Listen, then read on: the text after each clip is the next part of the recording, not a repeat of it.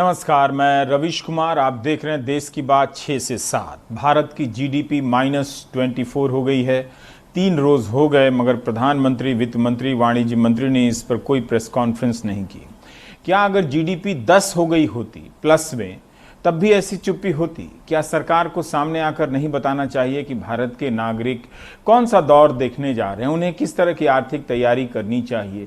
इस संकट के बीच खबर आई है कि प्रधानमंत्री केयर फंड में 5 दिन में 3,000 करोड़ से अधिक की राशि आ गई है। इस घोर आर्थिक संकट में जब कंपनियां अपने कर्मचारियों को सैलरी नहीं दे पा रही हैं, तो 5 दिन में 3,000 करोड़ रुपए का दान कौन दे रहा है? कौन है ये दानी? कर्ण कौन है?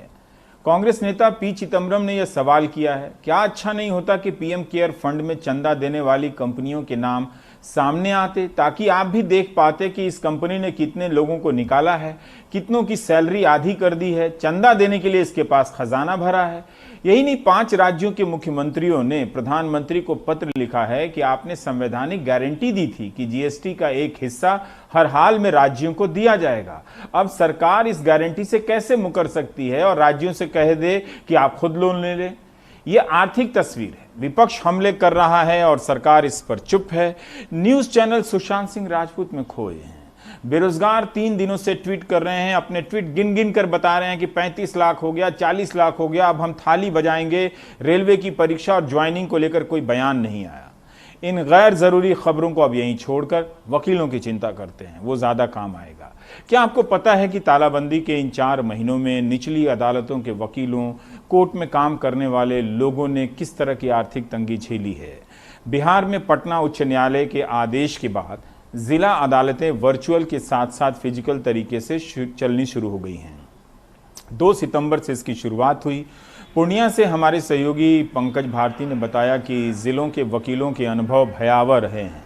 वकीलों के साथ कई तरह के स्टाफ, कचहरी परिसर में निजी तौर पर काम करने वाले कई तरह के पेशेवर लोगों को भयानक आर्थिक तंगी का सामना करना पड़ा है। पटना हाई कोर्ट के वकीलों के भी यही अनुभव रहे हैं। सीनियर वकीलों ने माना कि सबसे ज़्यादा कमर टूटी है जूनियर वकीलों की। एक वकील के साथ Munshi, helper, driver, notary, judiciary paper बेचने वाले लोग होते हैं, टाइपिस्ट होते हैं, फोटो स्टेट करने वाले होते हैं। कई तरह के काम कचहरी के कैंपस में होते हैं जिनसे कोर्ट जब अदालत चलती है तो खर्चा चलता है। बिहार में वकीलों के अलग अलग एसोसिएशन ने कई बार आर्थिक पैकेज की मांग की, लेकिन किसी ने इस पर ध्यान नहीं दिया। सरकार ने भी नहीं, न अदालत ने, न बार ने, न संघ ने। कम से कम कानून मंत्रालय को अपने फंड से इन वकीलों की मदद करनी चाहिए थी। पूरे राज्य में लाखों लोग अलग अलग न्यायालय से अलग अलग तरीके से जुड़े हुए हैं। वकालत प्रभावशाली पेशा है, इसके बाद भी इनकी सुध नहीं ली गई। मार्च महीने से ही जो है कोर्ट का काम बाधित है कोरोना के कारण, और अधिवक्ता वर्ग को किसी भी प्रकार की सहायता किसी स्तर से प्राप्त नहीं की। अधिवक्ताओं के लिए केवल जीविका का साधन ही अधिवक्ता है, कोर्ट है, न्यायालय है, और वो बाधित होने से उनके परिवार को आर्थिक जो है परेशानियों का सामना करना पड़ रहा है। अभी तक यही स्थिति बनी हुई है। तो ये फिजिकल और वर्चुअल कोर्ट में बहुत ज़्यादा काम नहीं हो पा रहा है, और गाड़ी घोड़ा बंद होने से तो जो क्लाइंट वगैरह है गांव के दूसरे क्षेत्र के लोग, वो भी नहीं आ पा रहे।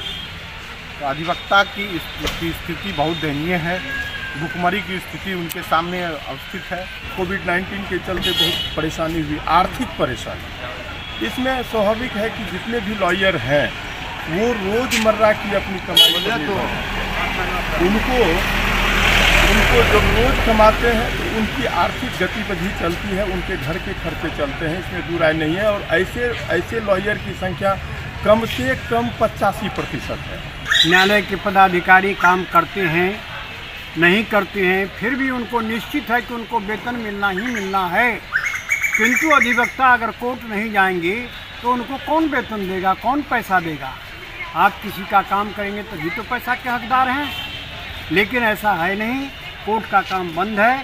कहने के लिए कह दिया गया है कि वर्चुअल कोर्ट चलेगा।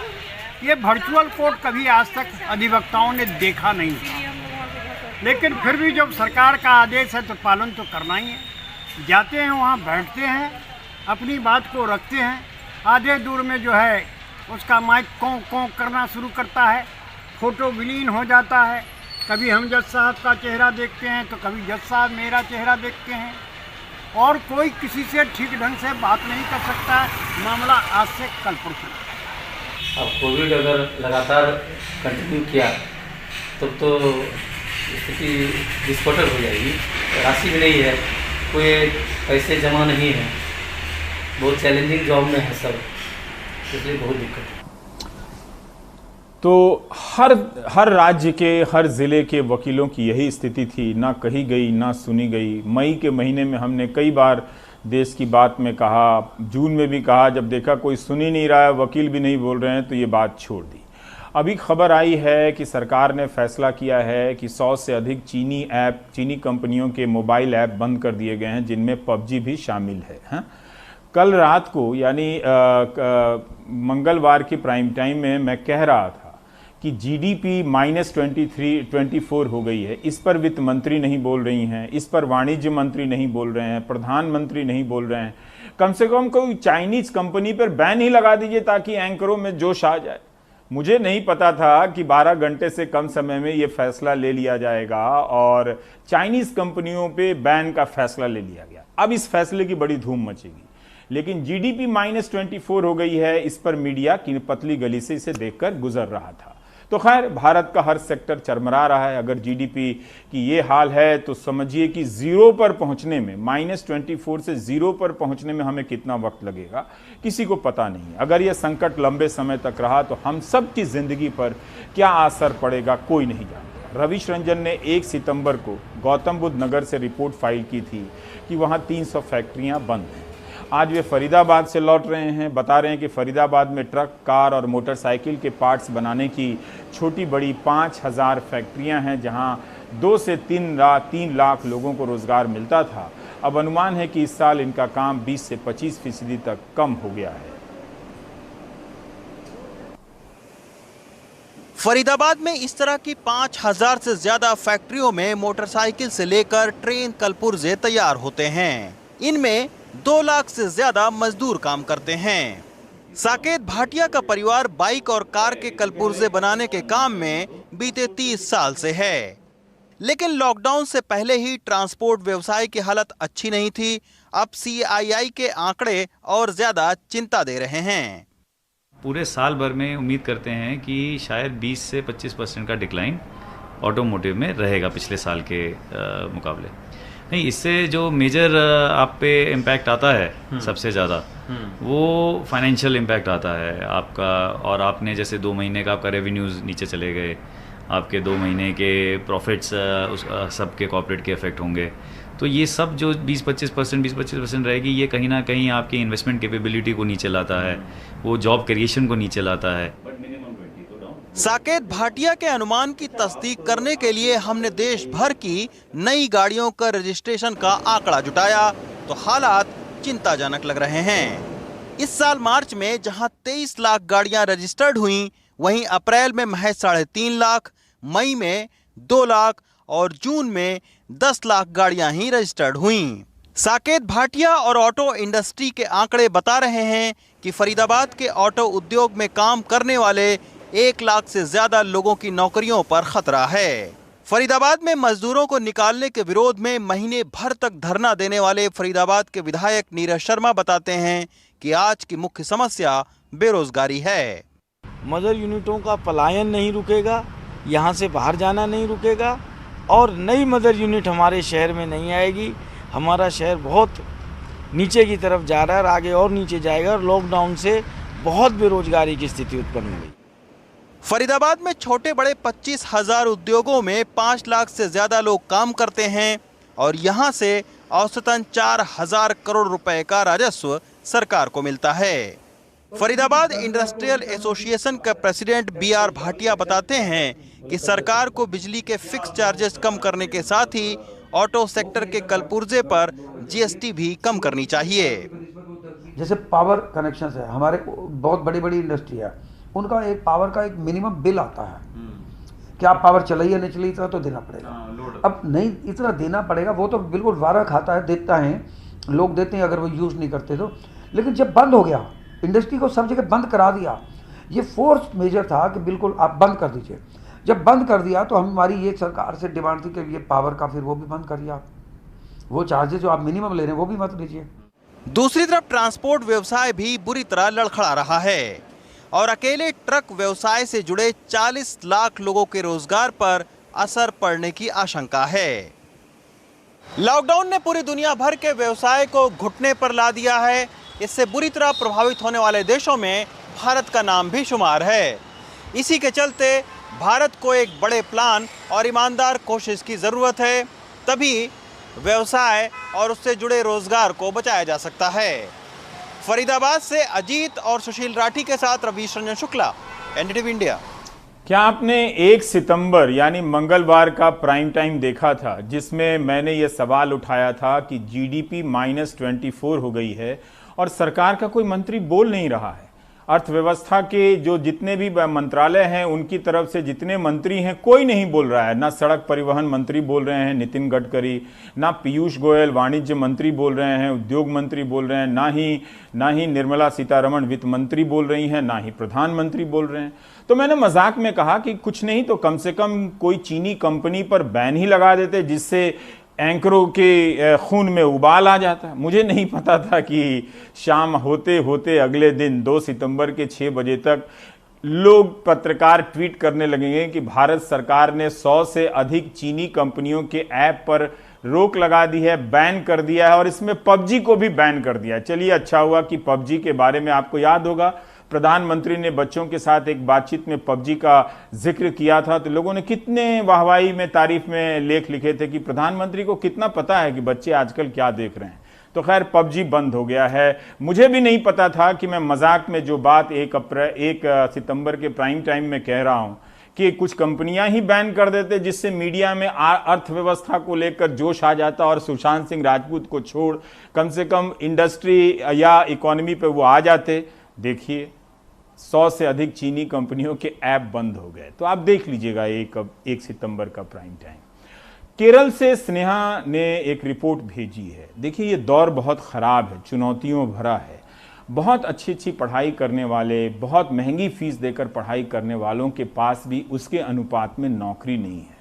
गुजरात से एक लड़के ने मुझे पत्र लिखा है कि 10 लाख रुपए देकर इंजीनियरिंग की पढ़ाई की, 10,000 रुपए की भी नौकरी उसे नहीं मिल रही है। अब वो समझ पा रहा है कि दरअसल राजनीति को अर्थव्यवस्था के क्षेत्र में जाकर समझना चाहिए, उससे गलती हुई है। इसी तरह से केरल से ये रिपोर्ट बताती है कि होटल मैनेजमेंट करने वाले छात्र अब कुछ और काम कर रहे हैं और जो गाड़ियां चलाते थे, जो चालक थे, ड्राइवर थे, उनका भी रोजगार बदल गया है।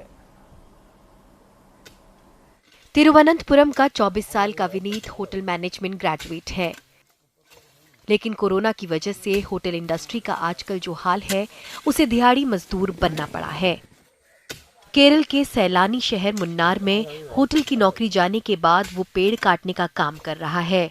इस काम के उसे 900 रुपए रोज मिलते हैं। काम महीने में 10 दिन भी मिल जाए तो बड़ी बात है। ഗസ്റ്റ് ഇല്ലാത്ത സാഹചര്യത്തിൽ അവരായിരുന്നു പറഞ്ഞിട്ടത്, പിന്നെ എന്നെ വൃത്തിയോടുകൊണ്ട് ഇതിലോട്ട് വരികയായിരുന്നു। लोग नहीं आ रहे थे इसलिए उन्होंने मुझे निकाल दिया। अब मेरे पास और कोई विकल्प नहीं है, इसलिए मैं ये काम कर रहा हूँ। ഇവിടെ എന്നും ജോലിയില്ല, വല്ലപ്പോഴൊക്കെ ഉള്ളൂ। उसका दोस्त 34 साल का रंजीत भी दिहाड़ी मजदूरी कर रहा है। वो इस वक्त तकरीबन 10,000 रुपए महीने कमा रहा है। टूरिस्ट पैकेज ड्राइवर की नौकरी से आधा, जहां उसे 20,000 रुपए मिलते थे।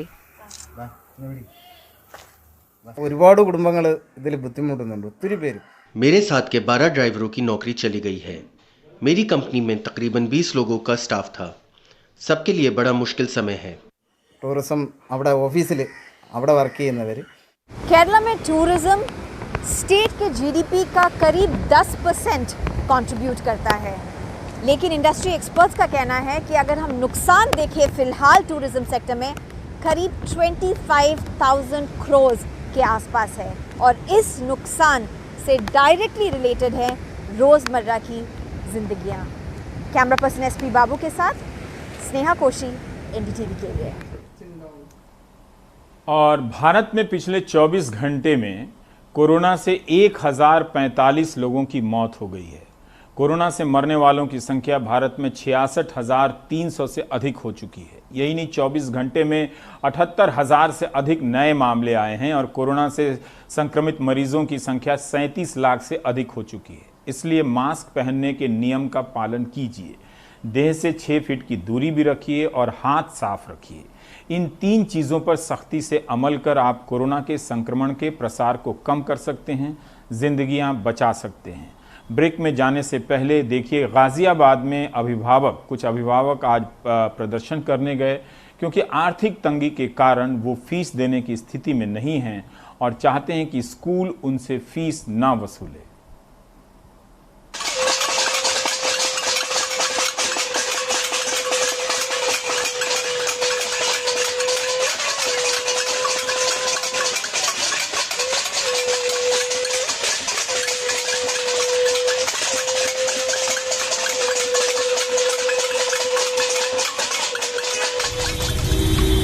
सर, आप लोगों से हाथ जोड़ के निवेदन है कि प्लीज बिल्कुल हाइपर ना करें इन भाइयों को।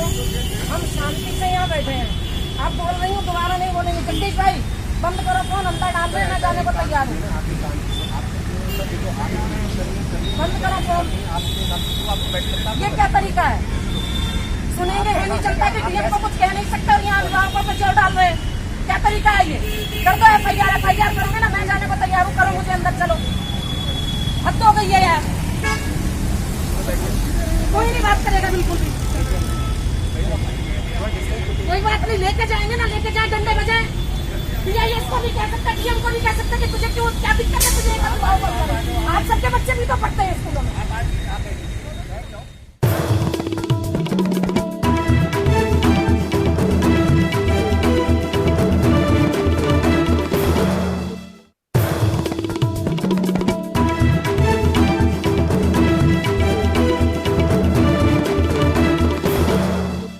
और अब अनुराग द्वारी की रिपोर्ट देखते हैं। अनुराग की रिपोर्ट यह बताना चाहती है कि जितने लोगों के जनधन खाते खुले हैं उनमें से कईयों के खाते में वो पैसे नहीं गए जिन पैसों को गरीब कल्याण योजना के तहत भेजने का दावा किया जाता है।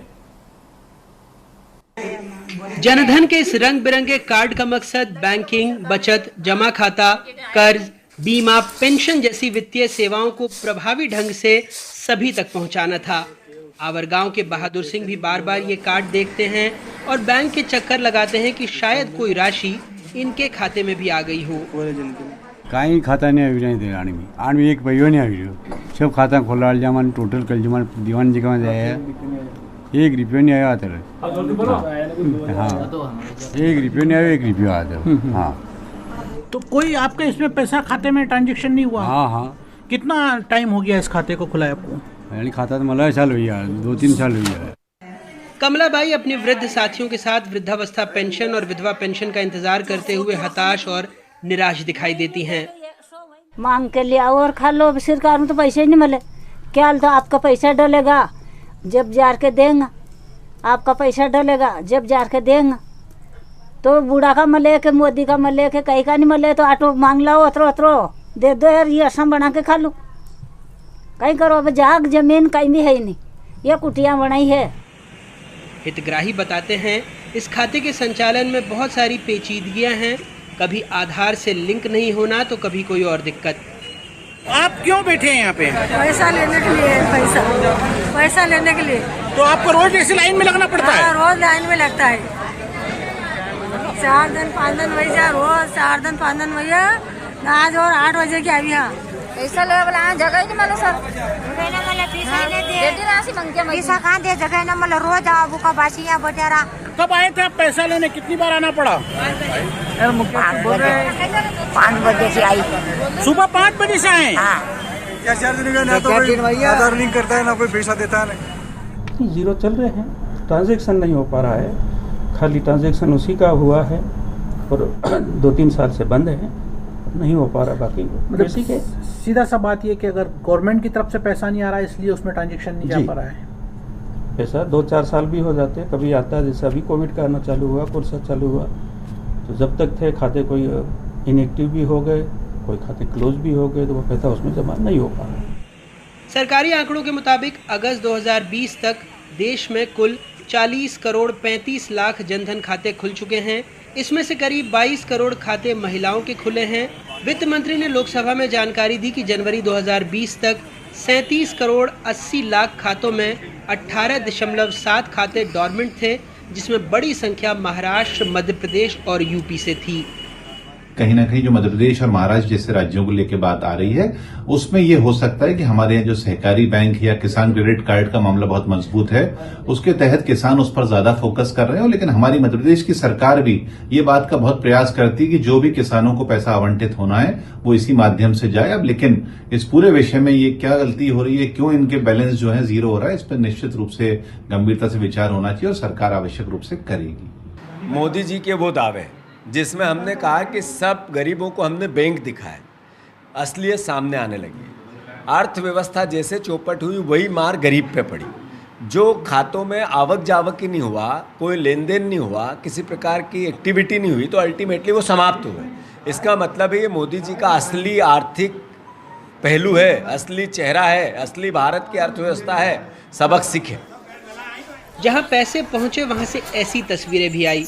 मसलन अप्रैल में भिंड से, जहां लॉकडाउन के दौरान गरीब महिलाओं को प्रधानमंत्री जनधन योजना से 500 रुपये लेना महंगा पड़ गया।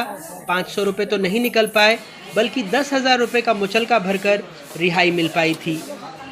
कुछ दिनों पहले विपक्ष ने आरोप लगाया था कि नोटबंदी के बाद जनधन खातों का काले धन को छिपाने के लिए खूब इस्तेमाल हुआ, लेकिन यहाँ तो कई खाते ही बंद हो गए। कुल मिलाकर हाल वही। आंकड़ों में देखने पर देश बहुत सुंदर नज़र आता है, लेकिन असल में अगर देखेंगे तो देश में सब हवा हवाई है। आगर मालवा से जफर मुल्तानी और भोपाल से कैमरा पर्सन रिजवान खान के साथ अनुराग भारी, NDTV इंडिया। जब भी कोई सरकार दावा करे, ढिंडोरा पीटे, उसकी योजनाओं ने ये कर दिया है, वो कर दिया है, तो अनुराग द्वारी की 1-2 रिपोर्ट चेक कर लीजिएगा, आपको और ढोलक बजाने में थोड़ी मदद मिलेगी। दूसरी खबर ये है कि 100 से अधिक चीनी कंपनियों के ऐप बैन किए गए हैं। जब भी सीमा पर तनाव होता है, हम ऐप बंद कर देते हैं, डिलीट कर देते हैं, इतनी शक्ति है हमारे पास।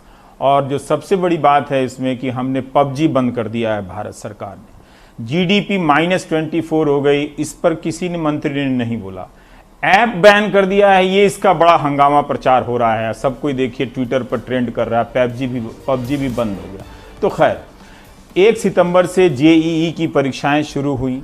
बहुत सारे छात्र जो आशंकाएं थी कि कोविड के कारण परीक्षा नहीं दे पाएंगे, वो लगता है सही साबित हो रही हैं। पश्चिम बंगाल की मुख्यमंत्री ममता बनर्जी ने कहा है कि 75% उम्मीदवार बंगाल में मंगलवार को कोविड के कारण परीक्षा नहीं दे सके JEE के।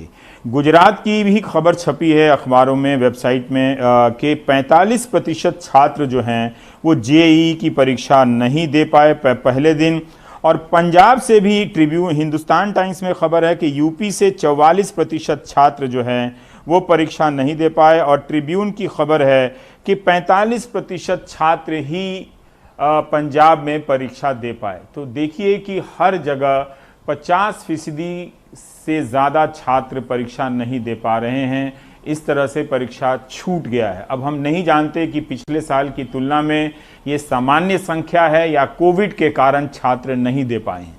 अगर कोविड के कारण छात्र नहीं दे पाए हैं तो उनके साथ ये बहुत बड़ी नाइंसाफ़ी है। ये वीडियो रिपोर्ट देखिए, फिर हम ब्रेक लेते हैं।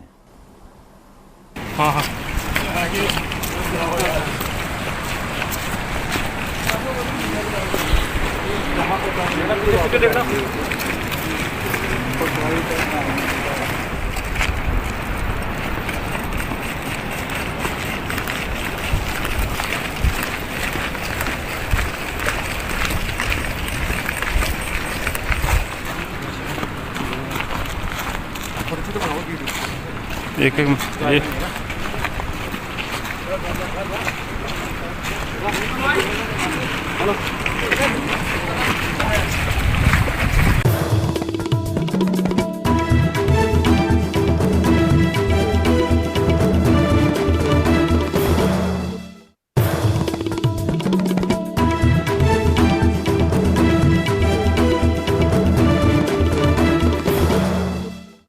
दक्षिण अफ्रीका से जब महात्मा गांधी भारत लौटे और दिल्ली आए तो उनका एक कार्यक्रम सिनेमा हॉल के भीतर भी हुआ था, लेकिन वो अलग बात है। अभी मैं ये किताब पढ़ रहा हूँ, गांधी और सिनेमा, इसके कुछ अंश दिलचस्प लगे तो आपको बताऊंगा। जयप्रकाश चौकसे जी की है।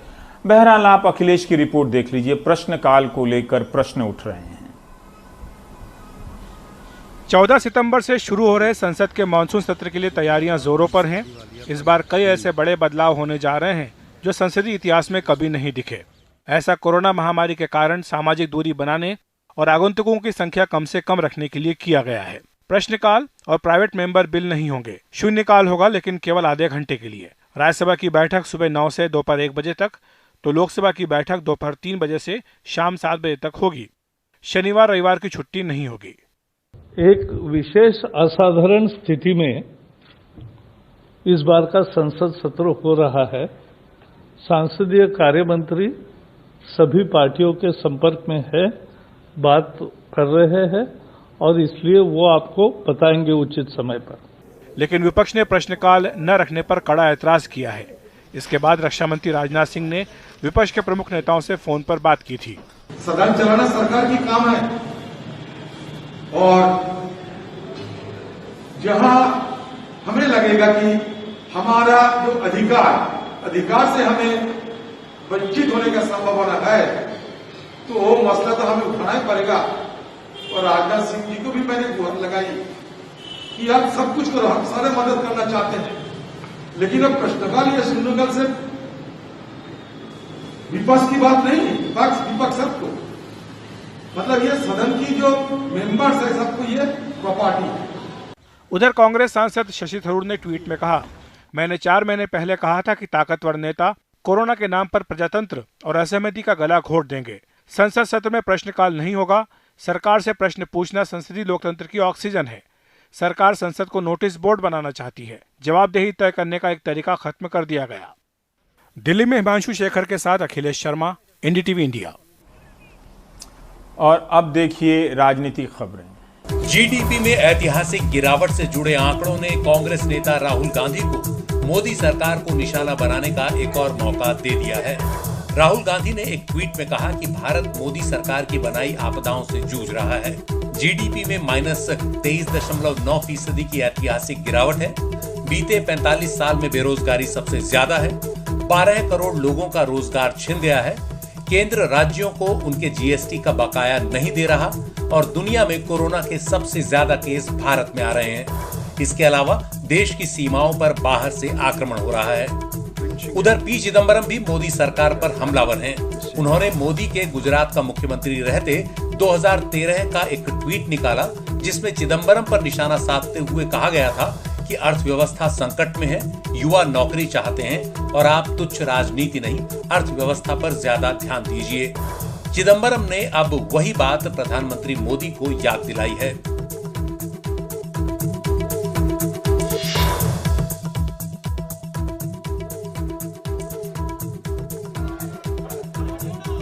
बिहार के पूर्व मुख्यमंत्री और हिंदुस्तानी अवाम मोर्चा के अध्यक्ष जीतन राम मांझी ने आज कांग्रेस और आरजेडी के महागठबंधन से नाता तोड़ने का ऐलान किया और एक बार फिर बिहार की राजनीति में एनडीए का हिस्सा बनने की घोषणा की।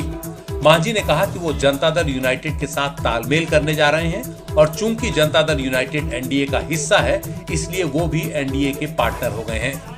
महागठबंधन छोड़ने के पीछे उन्होंने कहा कि वहां बहुत ज्यादा भाई भतीजावाद और भ्रष्टाचार है, लेकिन उन्होंने अपनी पार्टी को जनता दल यूनाइटेड में विलय करने से इनकार कर दिया।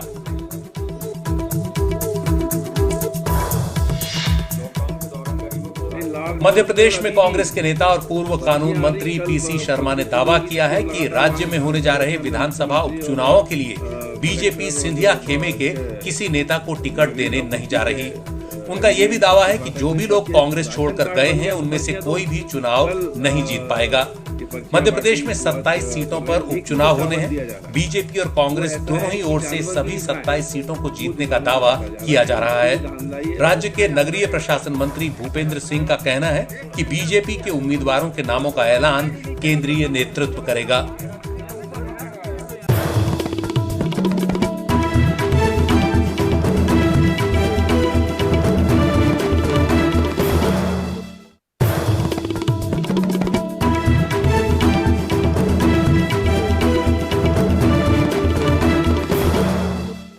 आपके मोबाइल वीडियो हमको रोज मिलते हैं, लेकिन उनमें से कई वीडियो अहम होने के बाद भी हम इस्तेमाल नहीं करते क्योंकि उनको सही ढंग से शूट नहीं किया गया होता है।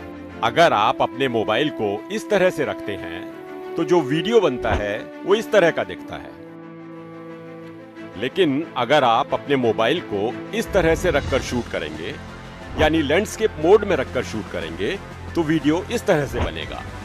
स्क्रीन भरी हुई दिखेगी आपके वीडियो से। तो सही खबर को सही तरीके से शूट करें।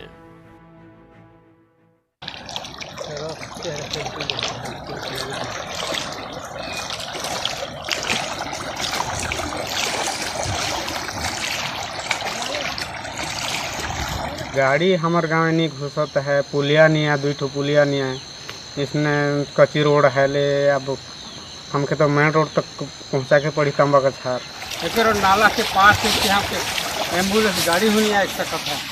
एक रोड हमार साहेब मना है कि नहीं की हमें ये ढेरिया में कि पहाड़ तो क्या में रहेगा तो वो के खटिया में लेते लेते हमारे परेशान ही है। मध्य प्रदेश से एक पिता बनारस आकर 6 महीने से अपने बेटे को ढूंढ रहे हैं।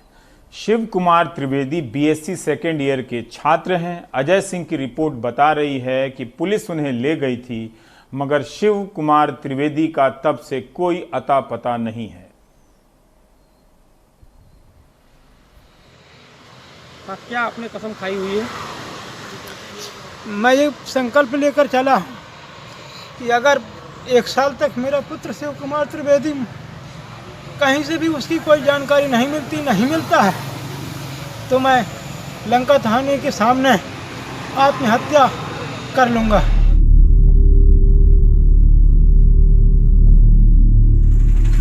ये दर्द भरा संकल्प मध्य प्रदेश के पन्ना के रहने वाले प्रदीप कुमार तिवारी का है।